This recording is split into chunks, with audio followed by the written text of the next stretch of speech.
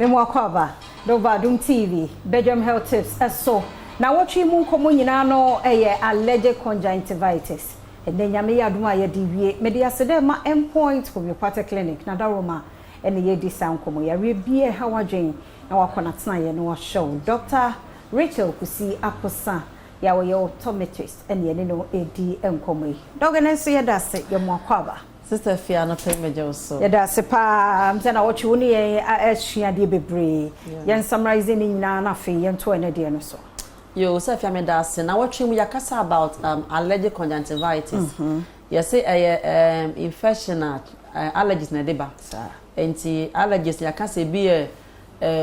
awia futuro mframa aduane okrama kra hunwi kra ebu kra se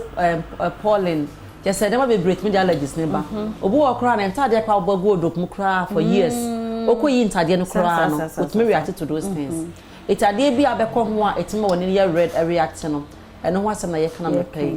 Aha, na kana say ade obia etiminya obia. Etiminya obia. Nti yenhwe kwan ye befa so na yabo ye ho ban free sa allergic conjunctivitis yo. Mebo ne ma ba komienu bi ho asem. Na oti o hwe Adom TV anope a o da show sapomu number 1 sabi obi e ni ho beduma ka so nsi abonten emfa futuro mu eti futuro awia ne mfama ne de yadamfo afuto ba ko ne se wo futuro ne awia mu ba fa normal water is afia normal clean water fa wash wanim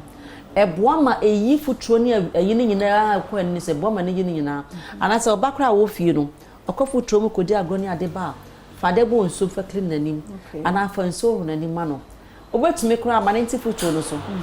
akra o allergies no onta ma ne nya got se mira e wo mu e futo memmoa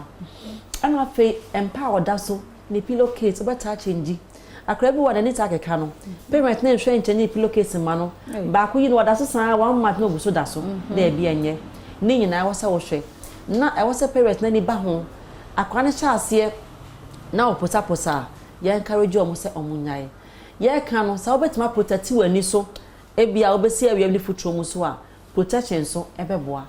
aha na kese ya ti futuro ni sa na ema no ne ya ti so to woka protection ni say ye beje lens ayi space ashana eno si eno ye one yes protection ni say wo adwuma wo ye no da bia ye ka obi a etiminya obi a but wo no ebia this weather no ta ko awia mu wo ta ko futuro mu emframani adena o say ma space obi kra ho ane ba no because of allergies nti etima ne ba space because akwada ni no futuro ni adene ko na ni so untumi kra etima the man for protection odu ni panye face wana kese ayekama omo yiye nade anwuma no ne ade no so omo hia bi nade ye world afo ni ade no omo so omo hia protection omo de anya te say allergies no allergies is one enra obi ba clinic a welder ayi dade atuna ni so 4 times na ni ba ko no e da ha ni nyina otum scar e da wo so etiana was the 5th time o de bana se na wo nipa ba ko na den se bi oduma ye welder aduma ade na wo protect wani no we hu etiye kan ye se wani ye o kan ya e wo se o protect na da achi asem mpanye fie so no wo fa o se kan hwe wani and then so my number no na ya dofo ne yetiefo a na wotwe mu nyina ye hwe yetie ye no bia na obi bibi kire na adwen ye musa wotimi afro no akire no so fia me da se number of from meje so ye